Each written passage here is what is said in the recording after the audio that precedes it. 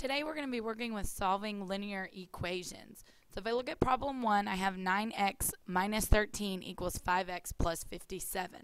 So again, our goal is to get our x's to one side of the equation and our numeric numbers to the other side of the equation. The way I'm going to solve it, I always solve with my x variables on the left-hand side of the equation and my numbers to the right.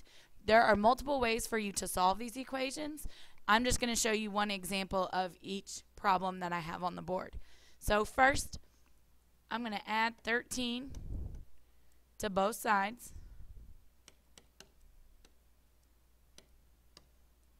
So that gives me 9x is equal to 5x plus 70.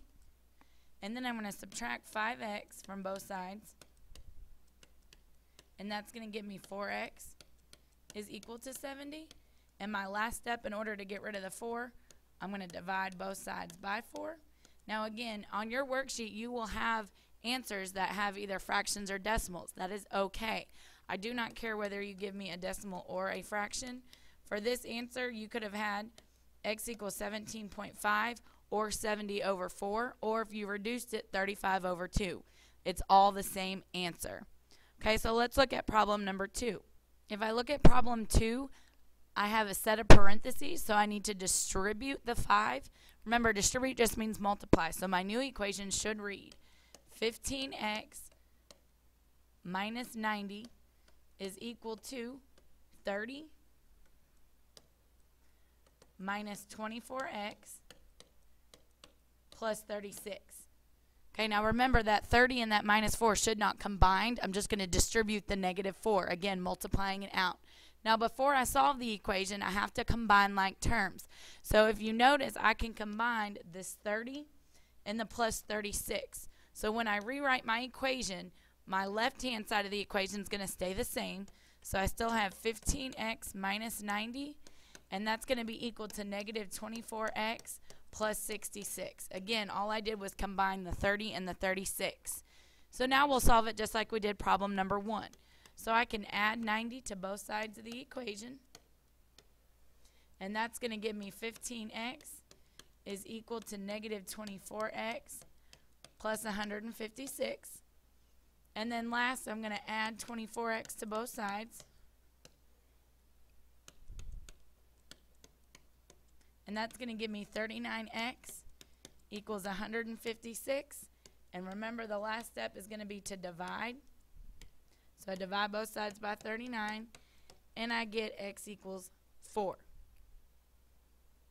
So let's look at problem number 3.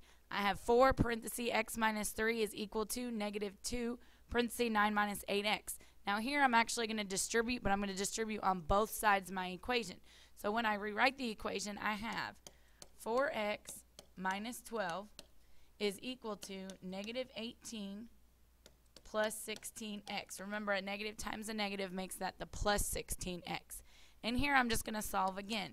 So I can add 12 to both sides. I'll get 4x is equal to negative 6 plus 16x. And last, I'm going to subtract 16x from both sides. And so I end up with negative 12x equals negative 6. And I'll divide both sides by negative 12. And remember, a negative divided by a negative will make this a positive 1/2. Or you can put 0.5. They are the same answers. And last, I'm going to look at the problem number 4. Now here I actually have a fraction. Just because I have a fraction does not mean I have to change how I solve the problem. So let's look at it. I have 4/5 x minus 6 is equal to 14. And just like I would solve any other equation, I'm still trying to get my variables on one side and my numbers on the other. So here, my equation is 4/5 x minus 6 equals 14. I'm still going to add 6 to both sides. So I end up with 4/5 x is equal to 20. Now here, in order for me to get rid of my fraction, I'm going to multiply both sides by the reciprocal. So I would multiply both sides by 5/4, because again, any fraction multiplied by its reciprocal gives me an answer of 1. So what ends up happening is these fractions are going to cancel, and I'm left with just x.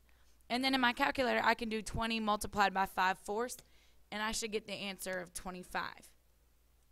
Okay, so what I want you to do is if you look at A1-1, which is the next worksheet, you guys have 18 problems to complete that will be due tomorrow.